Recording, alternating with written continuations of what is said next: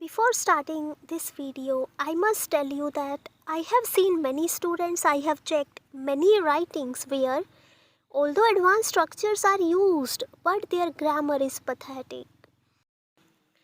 अब जब आपकी ग्रामर तो सही नहीं है but you are trying to make different advanced sentence structures, that all efforts will go in vain. कोई फ़ायदा नहीं है जितने मर्जी sentences बना लीजिए. तो उन्हीं स्टूडेंट्स को ध्यान में रखते हुए मैं ये आज वीडियो लेकर आई हूँ that is about basic sentence structures जो आपको हेल्प करेंगे in the formation of the advance sentence structure. क्योंकि जब आपका बेस स्ट्रॉन्ग होता है ना, you don't face problem in forming advance sentence structures. Before starting the video, it's just a request, and if you haven't subscribed my channel so far, please do that for me and hit that bell icon too so that you get the notification of my new videos. This video is going to help you improve your score for IELTS writing task 1 vocabulary and grammar. Firstly, you should know that the IELTS writing test marking scheme is divided into 4 parts.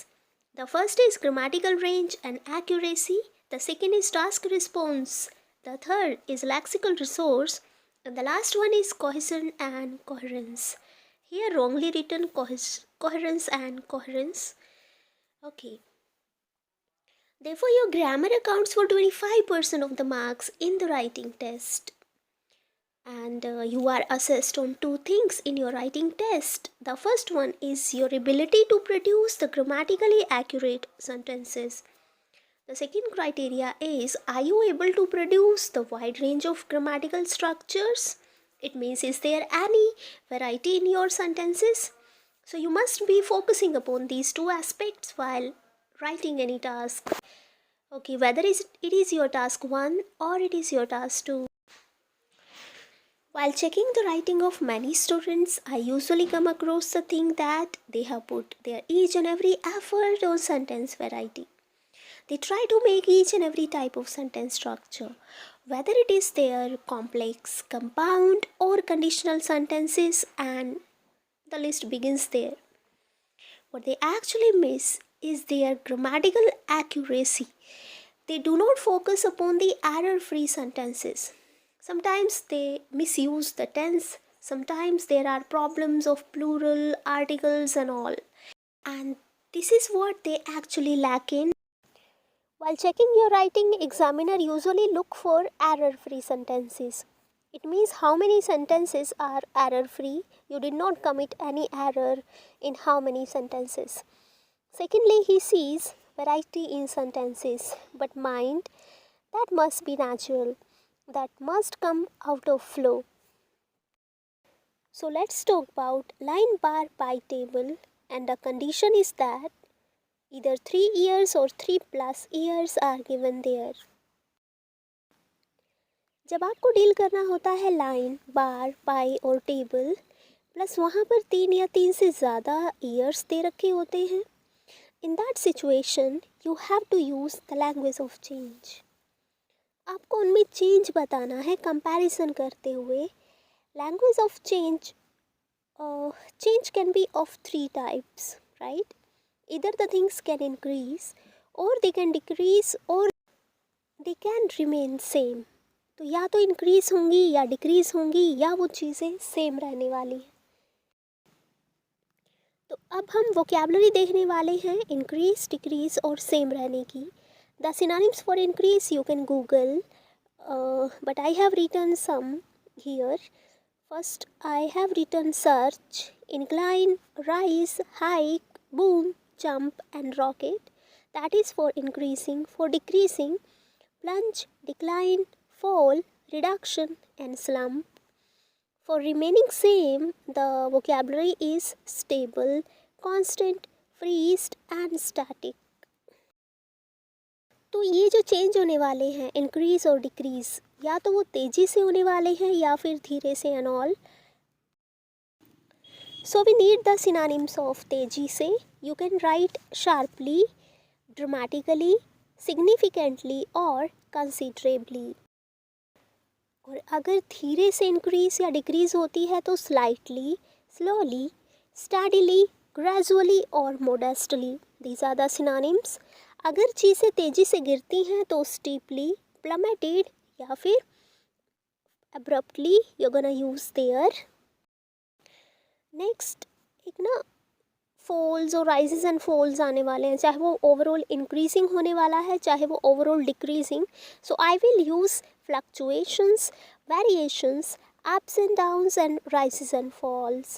So these are the synonyms for fluctuations. Now I'll tell you how to use all these words in the sentences with the sentence formation. हमारा सबसे पहला sentence structure है subject plus verb first और verb second and the object.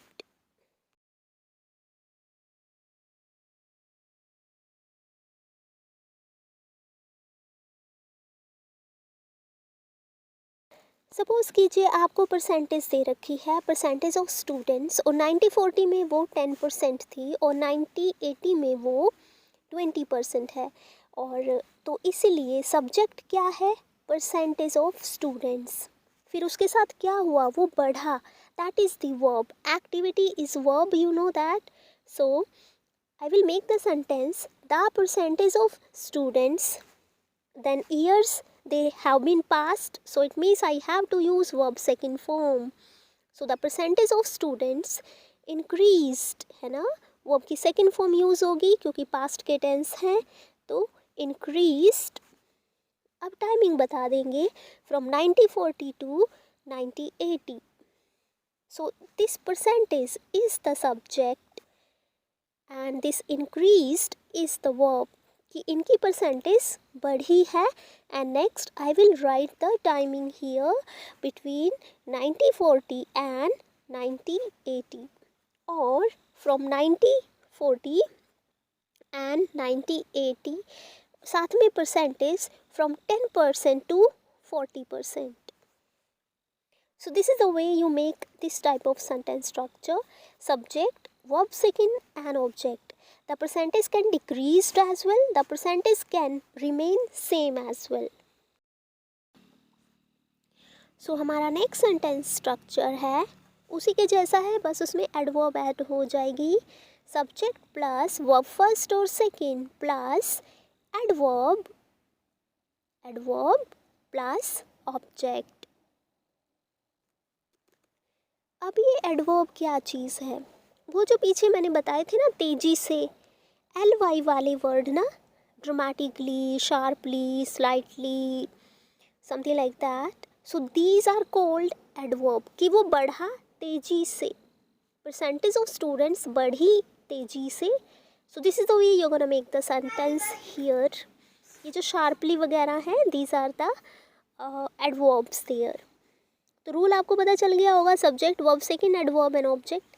यहाँ consumption of coffee दे रखा है, 10% से 80% बढ़ा है, यानी तेज़ी से बढ़ा है, और 90-30 से 90-50 के बीच में बढ़ा है.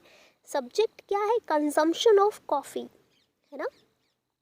तो द कंजम्पशन ऑफ कॉफ़ी क्या हुआ उसके साथ, वो बढ़ा है.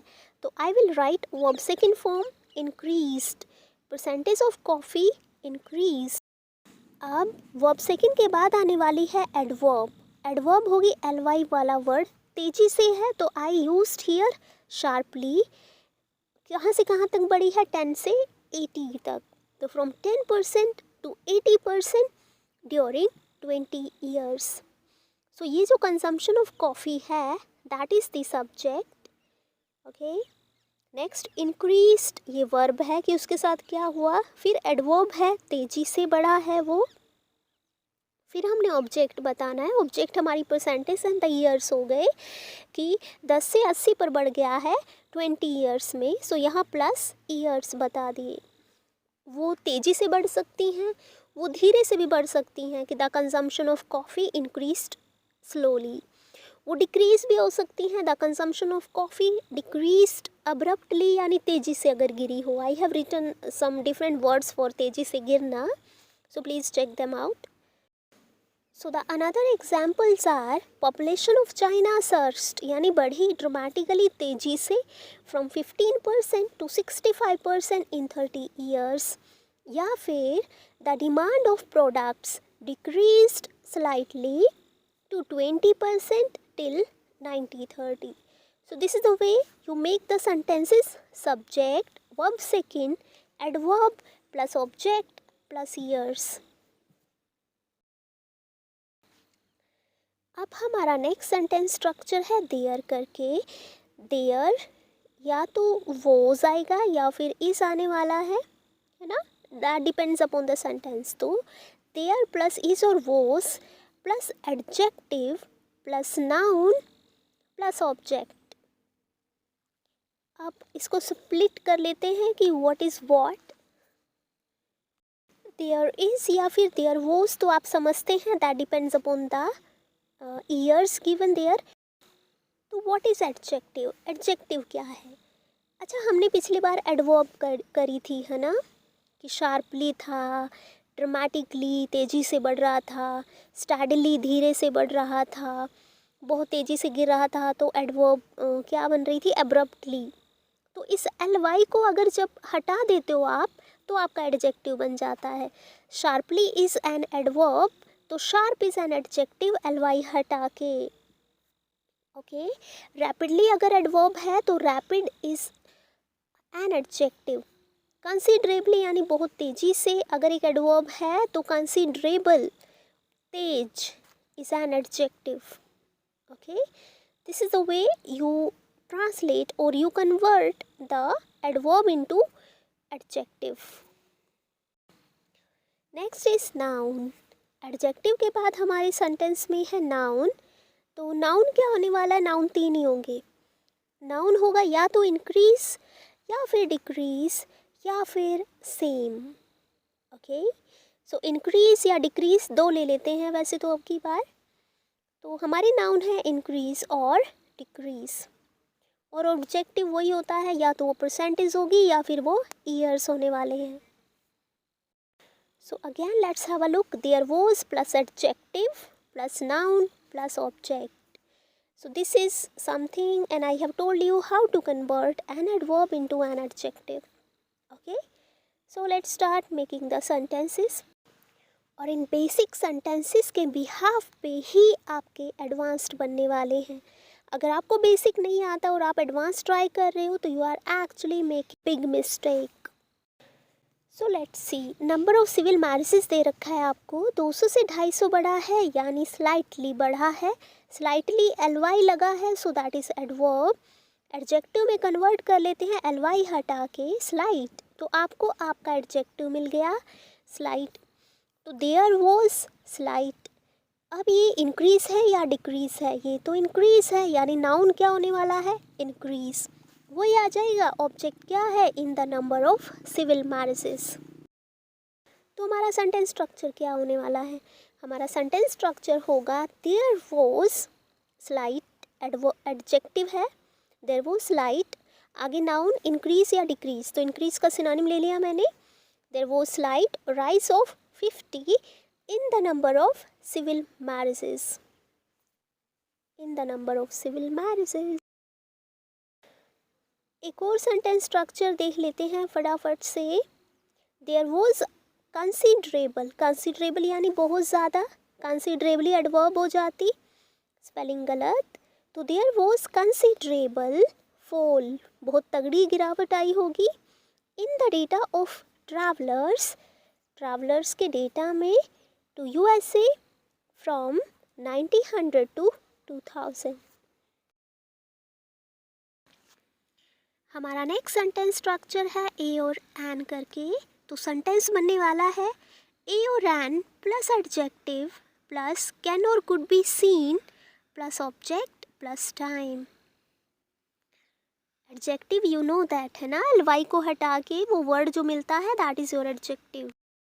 सपोज करो एक तगड़ी यानी एडजेक्टिव है ना, ज़्यादा, एक ज़्यादा इंक्रीमेंट आया होगा या डिक्रीमेंट आया होगा है ना. So this is the way we make sentence here. Sentence बनने वाला है अ सिग्निफिकेंट इंक्रीमेंट यानी तगड़े वाला increment could be seen in the data of consumers. Consumers हैं of tea from this time to that time and that's it. एक और example देख लेते हैं फटाफट से कि एक बड़ी गिरावट देखी जा सकती थी। तो मैंने सेंटेंस लिखा है an abrupt fall could be seen in the data of travellers in the data of consumers from this to dash year. So this is the way you make the sentence here. हमारा जो next sentence है that is my personal favourite, I consider is best one, क्योंकि एक ही sentence में पूरी line को ख़त्म कर देता है, चाहे वो लाइन, बार, पाई, टेबल, प्रोसेस या फिर पिक्चर हो। सेंटेंस का रूल है सब्जेक्ट हैज़, हैव या फिर had plus verb third form plus bye के साथ डेटा और बाय के साथ ईयर। एग्जाम्पल से सीखते हैं कैसे। सपोज़ कीजिए आपको ए की परसेंटेज दे रखी है 85 90 40 में और बी की दे रखी है 90 80 में 95। तो ये कितने से बड़ी है, कितने से बड़ी है, 10 से, है ना, 10% से बड़ी है। तो इस बाय के साथ वो 10% आने वाला है और नेक्स्ट बाय के साथ लास्ट वाला ईयर। तो सेंटेंस देखिए क्या बना। तो सेंटेंस स्ट्रक्चर बनेगा proportion of a, the proportion of a had, past में जाएगा, had increased by 10% by 90 80। It can be decreasing as well. So this is the way you are making this sentence structure. Subject has, have, had plus verb third form plus bye के साथ जितने से वो बड़ी है difference और bye के साथ वो जो लास्ट वाला ईयर है। फिफ्थ बेसिक सेंटेंस स्ट्रक्चर बनेगा passive voice of simple present और simple past tense. Let's see the rule of simple present tense. Simple का रूल होता है सब्जेक्ट प्लस वर्ब फर्स्ट और वर्ब सेकंड प्लस ऑब्जेक्ट, है ना। So that is the rule of the simple. तो इसका passive क्या बनने वाला है, ऑब्जेक्ट पहले आ जाएगा। तो हमारा सेंटेंस रहेगा object plus was were plus verb के third form plus by plus subject.